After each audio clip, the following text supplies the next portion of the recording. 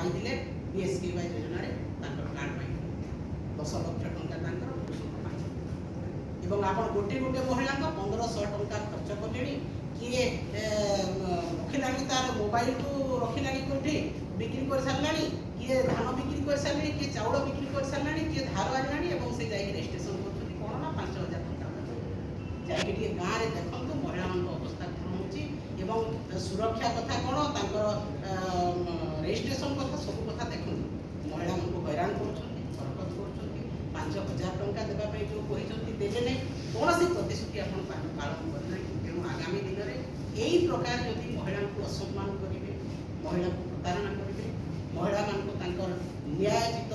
जहाँ देवा कथा दूना देवे ना ताहले आगामी दिन में निश्चित भाव में महिला मान राजरास्ता को ओह्लैबे और विजु जनता दल स्वार्थपाई दाबी नहीं आगे बढ़ो गाँ ठार पल्ली ठार राजधानी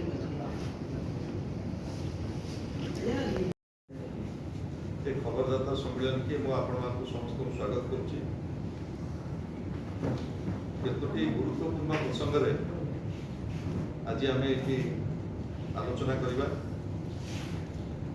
दीर्घ 2 दशंधि ऊर्ध्व समय धरी माननीय मुख्यमंत्री तत्कालीन मुख्यमंत्री श्रीयुक्त नवीन पट्टनायक नेतृत्व में ओडिशा को स्वतंत्र राज्यर मान्यता दवापाई आम दाबी कर पल्ली ठारू दिल्ली पर्यंत ये लड़ई आम करूँ भारत वर्षर महामहिम राष्ट्रपति ठारू आरंभ कर नीति आयोग बैठक में तत्कालीन मुख्यमंत्री श्रीयुक्त नवीन पट्टनायक महोदय ओडिशा को स्वतंत्र राज्यर मान्यता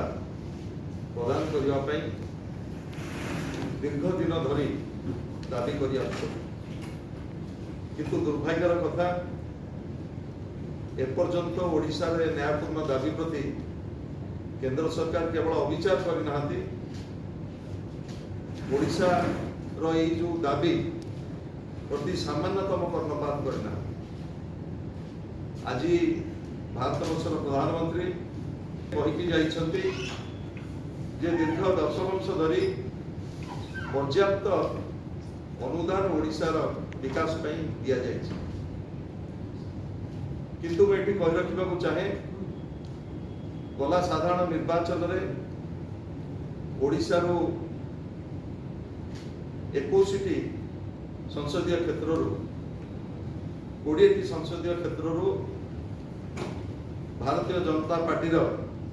सांसद माने प्रतिनिधित्व करुछन्ति किंतु दुर्भाग्यर कथा गला बजेट रे ओडिशार जो मूल दाबी थिला स्वतंत्र राज्यर मान्यता ताकू तो विचार करागला नहीं किंतु बिहार को 26,000 कोटी एवं आंध्र प्रदेश को 16,000 कोटी जो भाव में स्वतंत्र अनुदान दिगला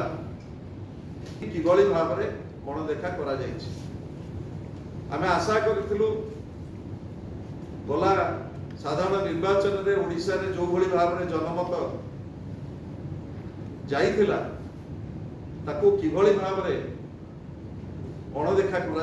आपण माने विचार करें सब बेले गोटे कह जाए ओडिशा धनी एवं ओडिशा रे वास करुवा लोक गरीब तार कारण खोजा गला 2 दशंधि ऊर्ध्व समय धरी नवीन बाबू नेतृत्व में ओडिशा रे जो विकासमूलक काम करा जायछि ताकू आपण माने निजे अनुभव करथिबे किंतु क्रमागत भाव में केंद्र सरकार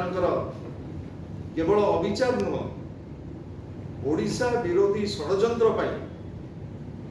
ओडिशा आज जो चाहे आम गोटे लंबा समय धरी प्राकृतिक विपर्य को सामना कर फनी आसी फाइलिन आसी उडुडु आसी महाबात्या आसी उजुड़ी जाइए ओडिशा उजुड़ी जाइए ओडिशार अर्थनीति एक उजुड़ा अर्थनीति की धरी एक उजुड़ा राज्य को धरी जेते बळे ओडिशार विकास को नवीन बाबू आगे नौले सेतिकी बेले आपण माने जानिछन केवल कोस्टल ओडिशा नुह उत्तर ओडिशा पश्चिम ओडिशा दक्षिण ओडिशा आमर जो भित्तिभूमिर आवश्यकता रही एवं जो आवास योजनार आवश्यकता रही आमे गला फनी परे प्राय दाबी करूँ 46 लाख हिताधिकारी को आमको प्रधानमंत्री आवास योजना जोगे दि जाए किंतु दुर्भाग्यर कथा आज माननीय प्रधानमंत्री जो घोषणा कर निराश ओडिशा रे आमर फनी क्षतिग्रस्त जनसाधारण को आरंभ करी 46 लाख प्रधानमंत्री आवास योजना पर्यंत आम जहाँ दाबी करूँ आम संपूर्ण भाव में निराश आम आशा करूँ गोटे नूतन सरकार एत बड़ जनाधार पाइला प्राप्त है निश्चित भाव में ओडिशा प्रति अनुरूप भाव में प्रधानमंत्री आवेग एवं आम दीर्घ दिन धरी केंद्र सरकार ओडिशा विरोधी जो आभिमुख्य निश्चित भाव में परिवर्तन हो आम आशा करूँ किंतु दुर्भाग्यर कथा ओडिशा जो खनिज संपद को नहीं जो आमर 480 किलोमीटर बेलाभूमि एवं मानव संबल को नहीं ओडिशार गरीब हटेगा ओडिशा को गोटे विकसित राज्य करने नवीन पट्टनायक नेतृत्व में जो लंबा लड़ाई लड़ी निश्चित भाव में केंद्र सरकार आभिमुख्य निष्पत्ति फल से रही आम रोशा गरीब हटेबार एवं ओडिशा को गोटे गठन कर नुआ विकसित ओडिशा गठन जो स्लोगान दौरान नुआ सरकार से केवल स्लोगान ही रही मु आशा करमर निर्वाचित प्रतिनिधि माने एमपी माने तुरंत प्रधानमंत्री को निवेदन करूँ से जो ओडिशा विरोधी जो निष्पत्ति नहीं प्रत्याहार करवा।